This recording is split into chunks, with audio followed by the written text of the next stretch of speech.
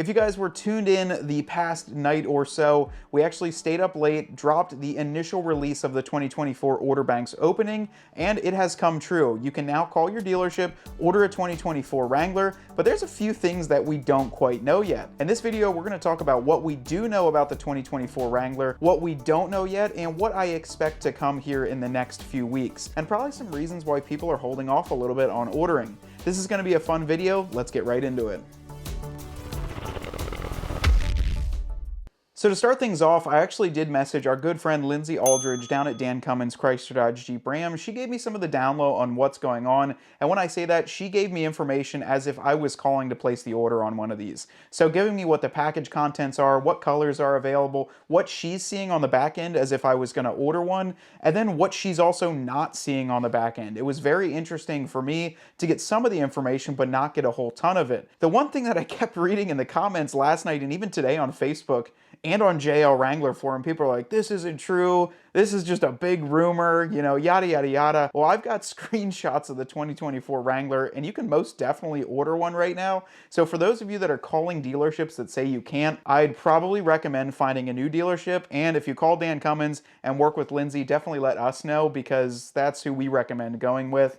She's going to help you out, and also the order banks are confirmed as being opened. There's not as much information as we'd like, but you can still place an order. Now, what we do know so far, so I'm going to pull out my phone and just check on what we saw kind of come in at this point. The biggest disappointment that I had right away was the color options. Now, I'm not disappointed at what current colors are out. I'm just disappointed they didn't bring back some of the throwbacks or bring some more of those popular colors back. I know you guys love Tuscadero, you guys love Gecko Green, some of these really bright, vibrant colors, but I'll be honest with you, we are right back to the OG colors that we've seen for a few years. We've got black, white, Earl, Firecracker. Oh, by the way, Granite is now back too with the color matched roof.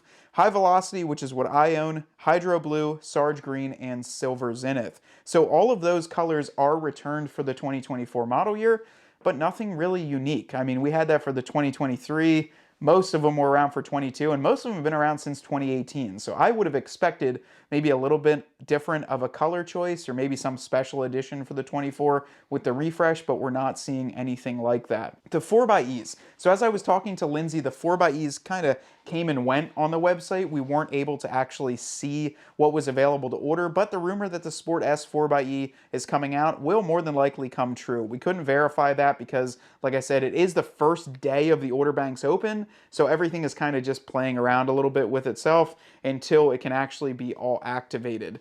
The next thing I wanted to tell you guys is the website is not going to be updated. It's probably not going to be updated for a few weeks to a month or so. Jeep does that on purpose, so don't give them too much grief. The reason they keep 23s and even 22s on there is so when you hit search local inventory, it can still populate with those vehicles. That's why it does take a little bit, and let's be honest, they've got to add all those options, all the renders, and make sure that it looks good before they drop it. The next thing that I saw too, so we were considering the 392, and a lot of people are saying, man, that really stinks for the 20th anniversary guys. Well, I happen to be one of those 20th anniversary guys, so it stinks for us, I guess, right, Rye? We're one of those guys. But I don't think it's going to hit as bad. So the 20th anniversary still comes with the brand new front grille. It's going to come with the red leather interior, front camera, the air compressor, pretty loaded up. Really, the biggest difference is I don't think it's going to have the Uconnect 5, and it's not going to have the digital cluster. So that's the biggest loss that I'm getting right now from what I can tell. And the thing that I don't like is that the 392s look like they're going to come standard with the black and red seats. I personally like them, but I know a lot of you guys don't, and I think the black leather would have just been a perfect option. But from right now, from what I can see, it's going to be the black and red accented seats that come standard on the 392. That might clash pretty harshly with some of these colors, including high vis and some of these brighter colors. Overall though, we did see a couple things on there I was a little bit surprised with. When we broke down the complete 392 and Lindsay showed me what was included in the package, the HD rear axle is noted on there. There is not any sort of description on what it is, what it looks like, but my personal opinion, if we were looking to create an axle, it's either going to be a Dana 60 or it will be the same Dana M230 or M240, and that's a Dana 50 that's in the Bronco Raptor.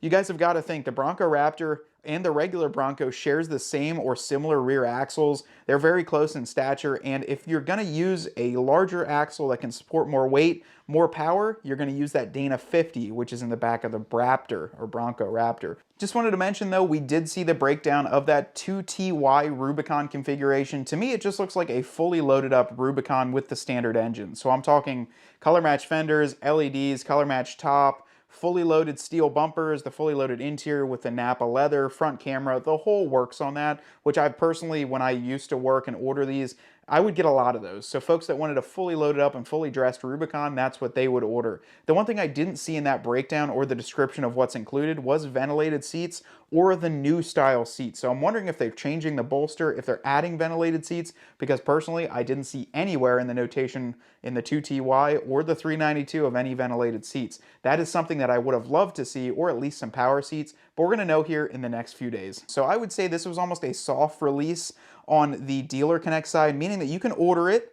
However, there's a lot of things missing. So let's get into what's missing right now and what we don't know yet, but we expect to come in the next few days to the next few weeks. So some big things that we don't know, probably the elephant in the room, is the price. That's exactly what these Jeeps come down to. I know over the past few years, we have seen a substantial price increase. I can recall that you could order back in 2021 a 392 for about $70,000 MSRP.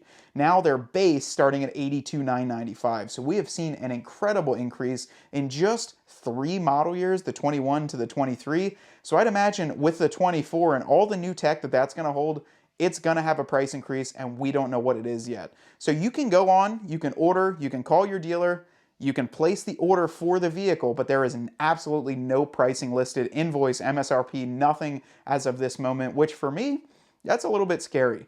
I can tell you guys that the 20th anniversary was pushing the $92,000, $93,000 price point, and with that being said, this Jeep is going to come standard, the 392, with 35-inch tires and loaded up to the hill with new tech on the inside.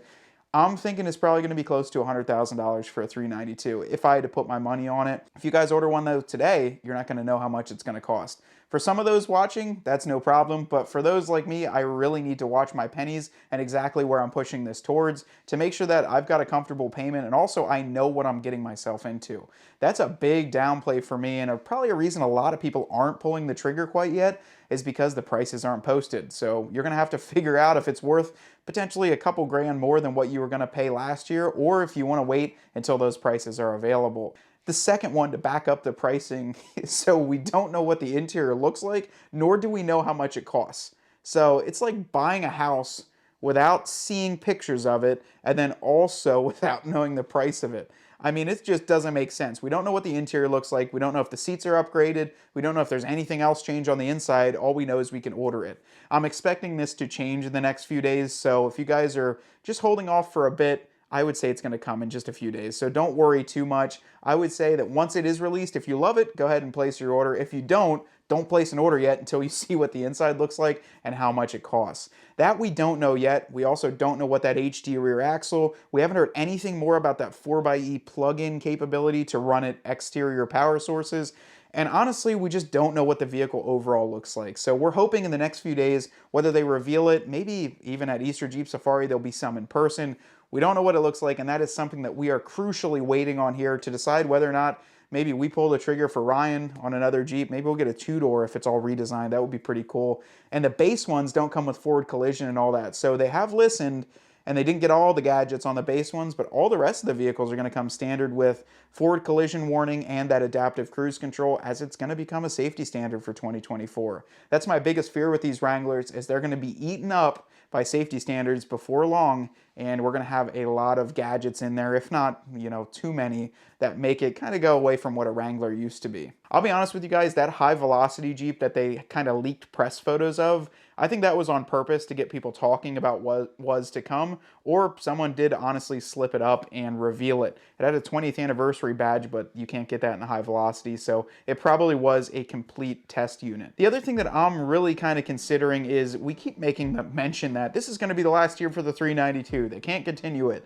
Well, they redesigned the interior, added some on the exterior, and we're going to have it again for 2024. So how long that's going to ride out, I'm here to say that I hope it stays around as long as possible. I can't wait to get ours in on the channel and really test it out. But overall, the biggest thing that we're trying to do with this Jeep news is drop it as soon as we get it. So we really take a ton of time to go through this, see everything on the internet, JL Wrangler forums, Facebook, our dealer contacts, go through, create a news video, and drop it for you guys. Whether you love or hate the news, you gotta admit it's pretty cool that we're able to kind of turn it around so quick, drop it, and we're just as excited as you are. So I'll be honest with you guys, we dropped a video last night. We couldn't sleep because we were so excited about what was to come, and that's who we are. We're Jeep people. So Jeep Corporate, if you guys are watching and you want a good release when you drop all this, you know, reach out to us, give us a call. We'll help you out. We'll get that turned around in no time and pop it out for you.